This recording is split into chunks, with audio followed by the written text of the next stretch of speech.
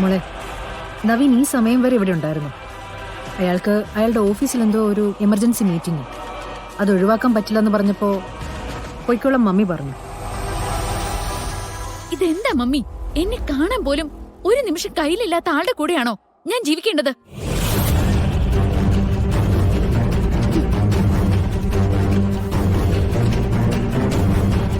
Sorry, അവൾക്ക് ഈ ചെറിയ കാര്യങ്ങളൊക്കെ പെട്ടെന്ന് ഉൾക്കൊള്ളാനായിട്ട് ബുദ്ധിമുട്ടാ.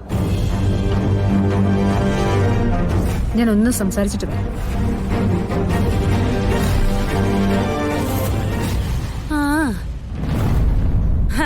എന്തായാലും തുടക്കം ഗംഭീരം. കളരിക്കൽ കുടുംബത്തിന് ഇങ്ങനൊരു നാണക്കേട് ഇന്നേ വരെ ഉണ്ടായിട്ടില്ല. നിഷേധിച്ചു പോയ പോക്കണ്ടില്ലേ? നോ മമ്മി, എന്നെ ഇനി അങ്ങോട്ട് വിളിക്കണ്ട. ഞാനിനി വരില്ല. എന്നെ നാണം കെടുത്തരുത്. അപ്പോ അയാൾ എന്നെ നാണം കെടുത്തിയതോ? മോളെ, ബിസിനസിന്റെ കാര്യവും അതിന്റെ സീരിയസ്നെസ്സും ഒക്കെ നിനക്കും അറിയാവുന്നതല്ലേ? അയാൾക്ക് ബിസിനസ് മാത്രമാണ് സീരിയസ് എങ്കിൽ അയാൾ എന്തിനാ വിവാഹം കഴിക്കുന്നത്? ഞാൻ എന്തിനാ അയാളുടെ ഭാര്യയാവുന്നേ?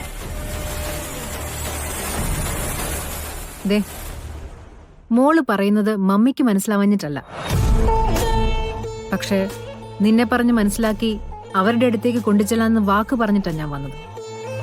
അതിന് സാധിച്ചില്ലെങ്കിൽ അവരിറങ്ങി പോകും.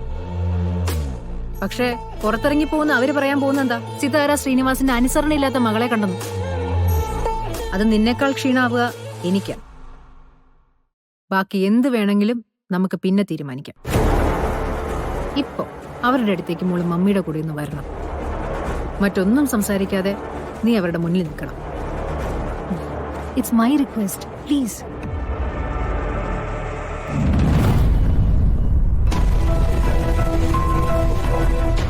മീറ്റിംഗ് കഴിഞ്ഞോ സർ? നോ, ഞാനൊരു ബ്രേക്ക് എടുത്തു.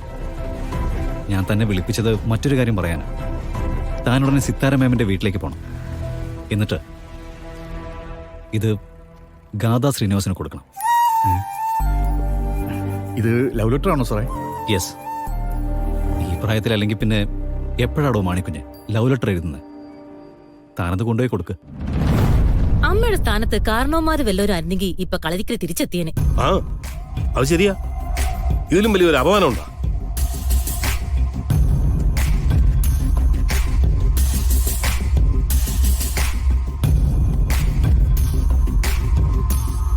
ഒരു ചടങ്ങിന് തൊട്ടു മുമ്പ് ഒരു മുടക്കം ഉണ്ടാവുമ്പോ കാരണവന്മാരാണെങ്കിലേ അതിനെക്കുറിച്ച് പിന്നെ ആലോചിക്കണ്ടെന്നേ പറയൂ.